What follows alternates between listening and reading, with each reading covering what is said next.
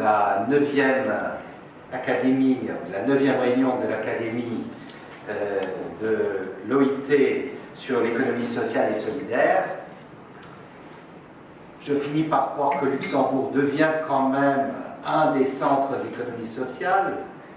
Je me rappelle quand nous avons lancé en 2015, sous notre présidence, cette conférence européenne, surtout européenne, mais aussi en y invitant des représentants d'autres régions, notamment d'Afrique du Nord, nous avons finalement lancé aussi un processus d'abord au sein de l'Union européenne, pour clairement montrer que l'économie sociale et solidaire était une composante essentielle de l'économie européenne et que, effectivement, au-delà de l'Europe, elle jouait un rôle de plus en plus important et qu'elle constitue aussi une réponse à ces nombreux défis, à ces nombreux problèmes que nous connaissons aujourd'hui.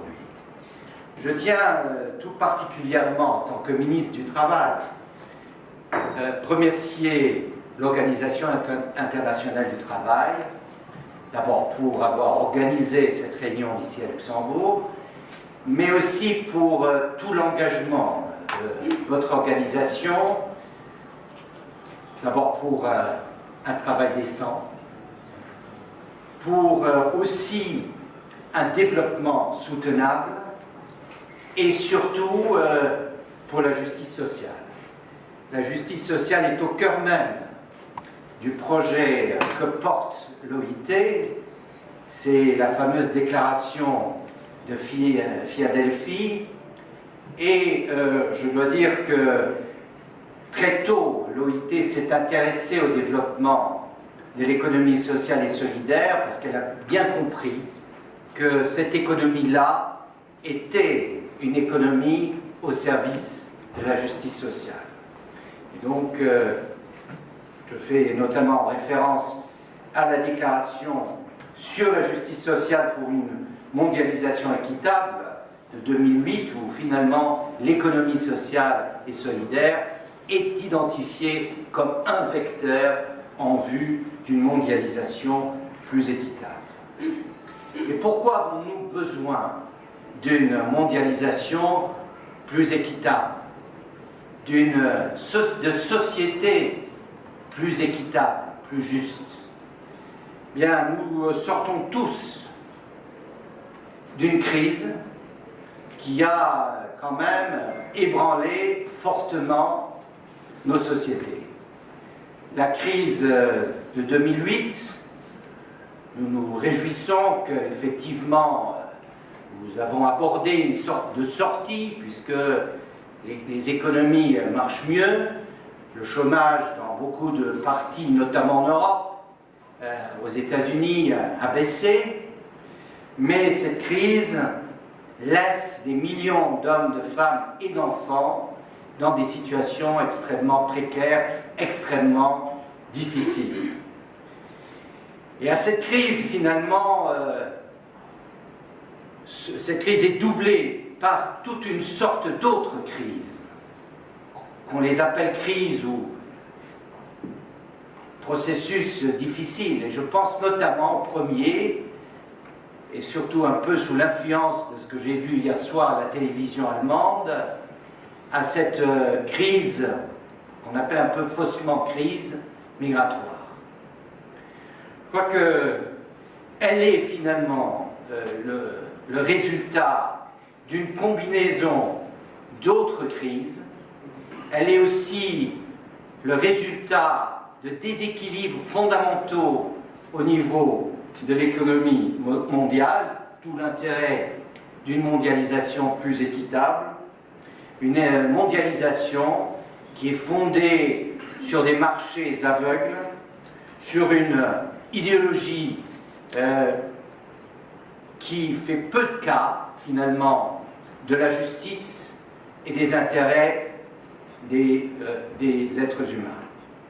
Je pense bien sûr aussi à la crise écologique.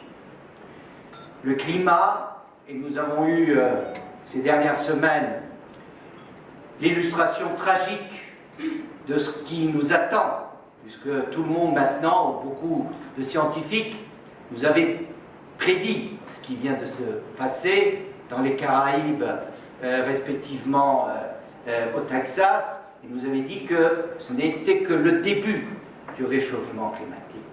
Donc cette crise, ces catastrophes vont se multiplier, se renforcer si nous ne réagissons pas. Mais crise climatique, crise alimentaire, puisqu'il y a des régions au monde où effectivement des personnes, des enfants continuent à mourir encore de faim. Et puis il y a quelque chose qui traverse toutes nos sociétés. Qu'elles soient les sociétés du Nord, qu'elles soient les sociétés du Sud. Ce sont les inégalités qui augmentent. Les inégalités qui creusent effectivement des fossés au sein même des sociétés. Donc il y a d'une part les inégalités entre sociétés, entre États, mais il y a aussi les inégalités au sein même des sociétés, y compris au sein des sociétés riches. Et alors, je ne sais pas s'il faut absolument croire à cette analyse terrifiante qu'Oxfam a faite quand Oxfam affirme que finalement la richesse, la concentration de la richesse est telle que une poignée de personnes finalement possèdent plus que le reste de l'humanité. Crise politique, et tout cela, bien sûr, résulte largement des autres crises, puisque nous voyons aujourd'hui, en Afrique, mais aussi ailleurs, notamment aussi de nouveaux foyers de tensions extrêmes, comment le monde est fragilisé et comment, effectivement, la tâche est immense si nous voulons, effectivement, apporter des solutions à ces problèmes. Et donc, je dirais qu'il est urgent de mettre en œuvre les 17 objectifs de développement durable à l'horizon 2030.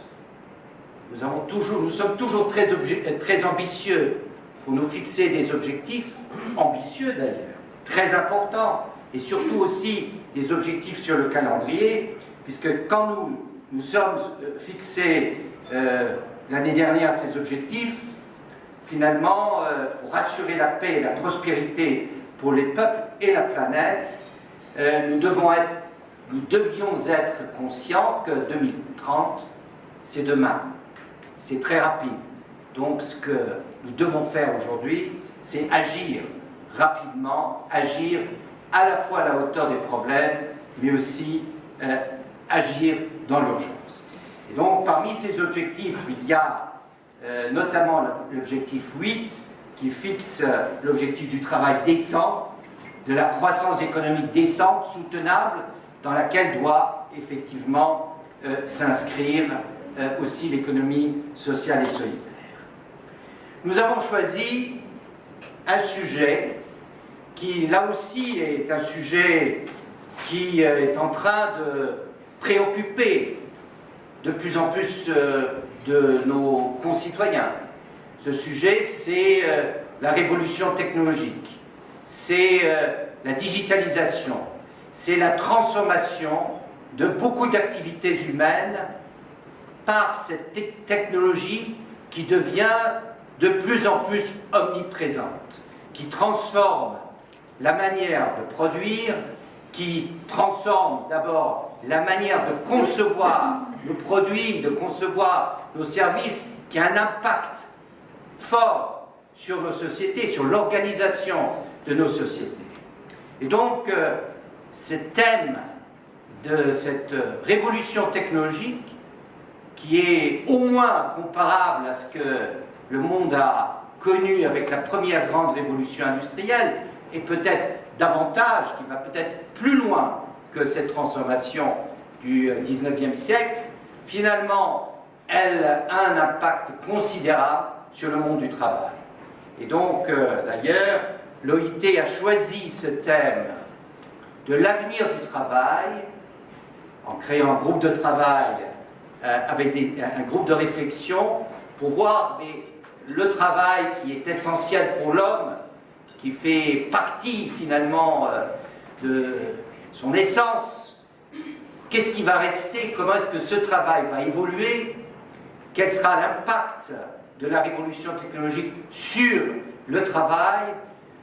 Quel sera l'impact d'abord aussi sur l'emploi? Et donc, je crois que allier à la fois une réflexion sur l'économie sociale et solidaire d'un côté et sur l'avenir du travail est parfaitement original, mais je crois est aussi extrêmement utile, extrêmement nécessaire. J'ai dit, les grandes transformations engagent le monde du travail, engagent l'économie, engagent nos sociétés dans leur ensemble. Alors, bien sûr que, comme chaque révolution technologique, elle comporte d'énormes opportunités. Elle peut à la fois nous permettre de mieux lutter contre la faim, contre les difficultés quotidiennes du travail, en permettant notamment d'alléger la charge du travail, mais elle peut aussi évidemment comporter des risques énormes, et par beaucoup notamment du risque de chômage, de manque d'emploi. Et ceci d'autant plus que le chômage reste un des grands problèmes à l'échelle mondiale. Plus de, je crois, 200 millions d'êtres humains n'ont pas de travail, ou n'ont pas de travail qui leur permet de vivre. Et donc, cette réflexion, comment est-ce qu'on peut utiliser ces nouvelles technologies à la fois pour répondre à ces exigences de développement, à ces exigences en matière de réduction des inégalités, en matière de réduction des exclusions, nous ramène aussi vers l'économie sociale. Mais ces technologies, si elles comportent des opportunités évidentes qu'il faut saisir, et je dirais, il dépend de nous, il dépend de nos décideurs, il dépend de l'organisation de nos sociétés et de l'organisation de nos économies. Si ces technologies vont comporter plus d'opportunités que de risques, la technologie en soi est neutre. C'est son utilisation par les sociétés, par l'économie, qui en définit finalement l'orientation.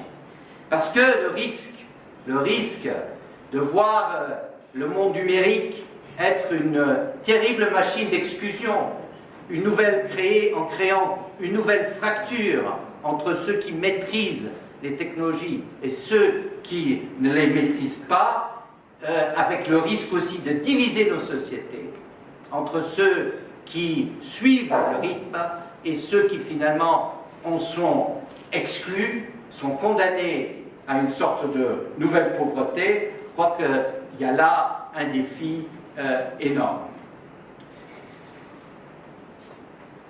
Je crois que l'exigence de soutenabilité, l'exigence aussi de retrouver un respect dans l'organisation sociale, à la fois à l'échelle locale, à l'échelle nationale, mais aussi à l'échelle globale, devrait nous inciter à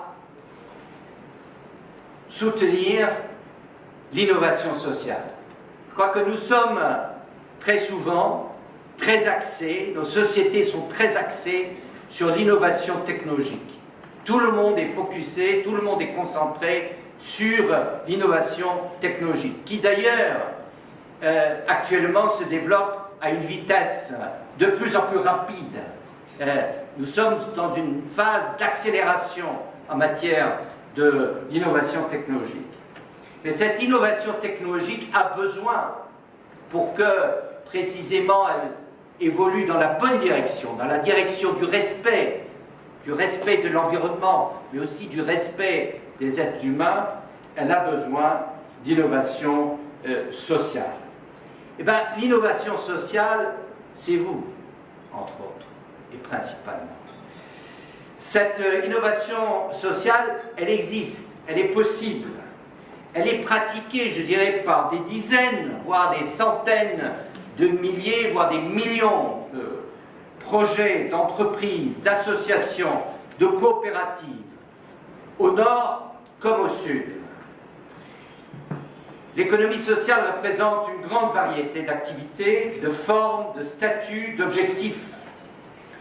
Mais ils ont tous une chose en commun, qui est la solidarité, le partage des mêmes valeurs humaines, le respect de l'humain comme de l'environnement naturel. Et j'ai trouvé une belle phrase d'un chef d'entreprise français, Louis Gallois, voilà, qui, après avoir été un des grands dirigeants d'entreprises multinationales, de grands groupes, s'investit beaucoup, notamment dans le social, dans l'économie sociale, dans la lutte contre le chômage de longue durée. Et Louis Gallois a dit dans un article, la solidarité n'est pas un coût, c'est un investissement. C'est un investissement dans des sociétés plus fortes et plus résistantes. Eh bien, cette réflexion sur la solidarité, cette réflexion sur des sociétés plus résistantes, plus résilientes, et je crois que l'économie sociale a bien fait la preuve de la résilience, notamment pendant cette crise que nous avons traversée et que certains pays traversent toujours. Je crois qu'il est important de réfléchir comment ces innombrables expériences venant d'horizons très divers, de continents très divers, comment est-ce qu'on peut construire, continuer à construire effectivement, je dirais, une grammaire de l'économie sociale qui sert tous les projets, qui sert effectivement tous ceux qui veulent se consacrer à l'économie sociale. Et je crois que cette économie sociale, c'est d'abord une conviction forte, cette conviction qu'une autre économie, et peut-être même qu'un autre monde, celui qui se retrouve dans les 17 objectifs, est possible, que la prospérité, que le travail décent est possible, sont possibles, et sont peut-être même à portée de main. Cette autre économie est possible parce qu'elle n'est pas une fiction, comme certains veulent toujours nous le dire. Bon, c'est très, très gentil, mais vous êtes un petit carré quelque part qui ne pèse pas lourd. C'est l'économie du marché roi qui est au centre de tout. Non, cette économie, elle se fait, elle se construit, elle se conçoit, elle se pratique jour après jour, que ce soit en Europe, en Afrique, beaucoup en Afrique, en Amérique du Sud, beaucoup en Amérique du Sud. Nous avons beaucoup de choses à apprendre de nos amis d'Amérique du Sud, en Amérique du Nord aussi, où elle émerge, au Canada sûrement, mais même aux États-Unis, où elle se construit, en Asie. Et tout ça prouve que cette économie sait produire de la richesse, elle sait donner de l'emploi, mais elle sait aussi donner une voix à tous ces acteurs, à tous ces consommateurs. Elle sait effectivement, non seulement, elle sait donner une voix à tout ce qu'on appelle en anglais les stakeholders, ce que l'autre économie n'arrive pas toujours à faire. Et donc, avec la numérisation, il est important de réfléchir comment est-ce qu'on peut renforcer, comment est-ce qu'on peut allier innovation technologique et innovation sociale. Comment est-ce qu'on arrivera à ouvrir à cette économie sociale de nouveaux champs d'activité, de nouvelles formes d'entreprise? Comment est-ce qu'on sait, à travers l'économie sociale, procéder à la diffusion des nouvelles compétences qui seront essentielles pour que l'économie numérique devienne effectivement l'économie aussi de tout le monde, ou du moins d'une grande majorité. Au cœur de cette économie numérique, ce sont les qualifications, qui sont extrêmement importantes, et je crois que tout ce qui tient à la formation, tout ce qui tient aux compétences, tout ce qui tient aux qualifications, c'est aussi un champ d'activité extrêmement important pour l'économie sociale. Comment lutter contre cette nouvelle forme d'exclusion dont j'ai parlé, l'exclusion numérique? Je crois que là aussi, l'économie sociale peut agir, notamment en incluant ceux qui n'avaient pas accès, en leur donnant les qualifications dont ils ont besoin. Comment aussi l'économie sociale peut offrir de nouveaux services, des biens, de nouveaux biens qui répondent aux besoins sociaux, à la cohésion de nos sociétés. Cette cohésion qui est parfois mise à mal. Et donc, cette économie sociale, c'est une économie de pointe. On parle aujourd'hui, dans ce pays comme dans beaucoup d'autres pays, on est fasciné, je crois à juste titre, par cette économie des start-up, qui allie à la fois un esprit d'entreprise avec l'innovation technologique. Et je crois qu'il y a dans le monde de l'économie sociale énormément de start-up qui à la fois intègrent la créativité. Parce que la créativité, c'est aussi un des pôles de cette nouvelle économie numérique. Bien, la créativité, c'est ce qui fait avancer l'économie sociale. Donc, il y a une force importante dont elle bénéficie. Donc, la créativité. Il y a un esprit d'entreprise, mais qui n'est pas uniquement guidé par la maximisation du profit, mais par la maximisation du bien-être. Un projet donc qui est au service, et je crois que ça c'est de plus en plus important, au service de toutes les victimes des discriminations. De toutes les victimes des discriminations. Et je pense, si vous me le permettez, je suis très heureux qu'il y ait beaucoup de femmes dans la salle, des femmes qui sont dans beaucoup de nos sociétés, y compris en Europe, mais en Afrique du Nord, les victimes de grandes discriminations. Eh bien, c'est l'économie sociale qui leur permet de sortir de l'ombre, de devenir entrepreneurs, d'être créatives, de permettre à leurs familles, à leurs enfants, d'avoir une meilleure éducation.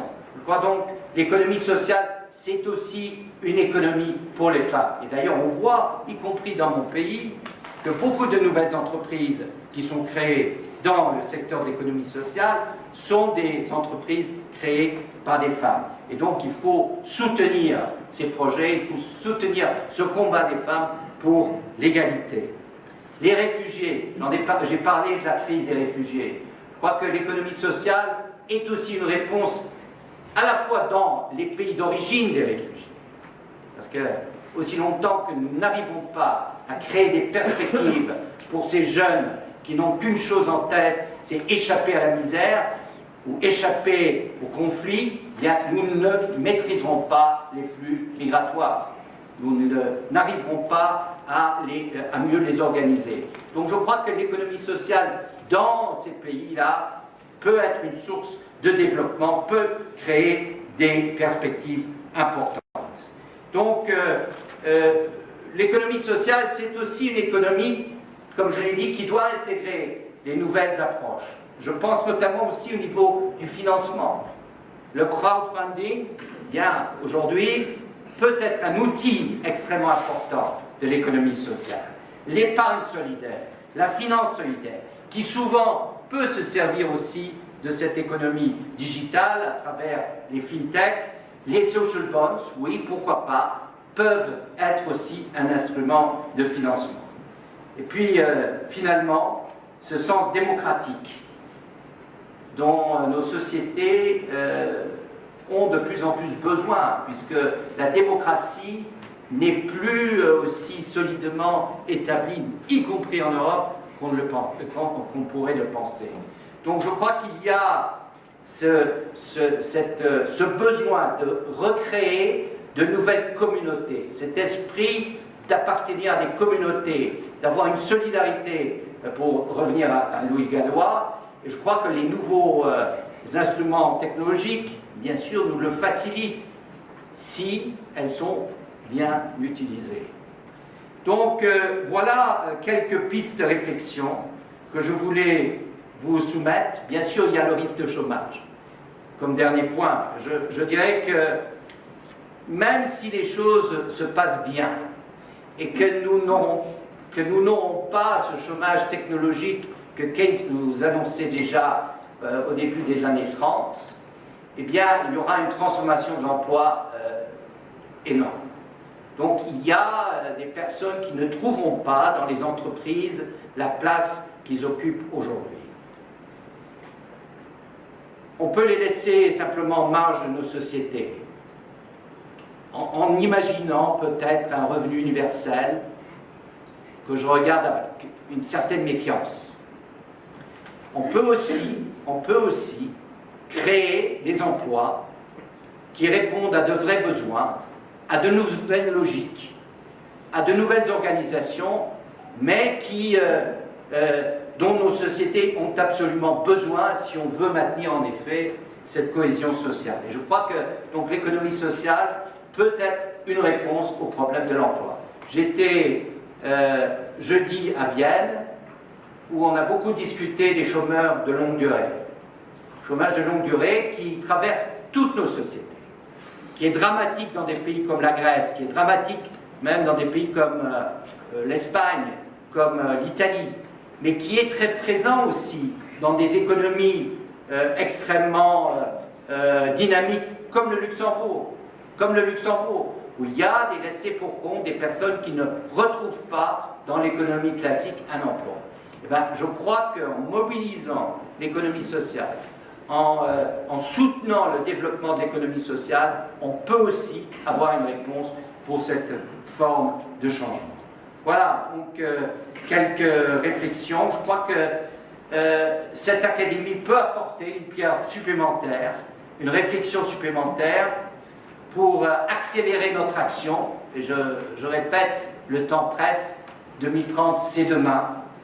Et je crois que nous avons l'occasion, la chance, le devoir, finalement, de façonner dans un sens plus humain, plus social, cette révolution qui nous accompagne maintenant. Et je crois que aujourd'hui et pendant toute la semaine, vous êtes invités à apporter vos contributions, vos réflexions, vos projets, vos entreprises, votre créativité. Et en tout cas, merci beaucoup d'être aujourd'hui à Luxembourg.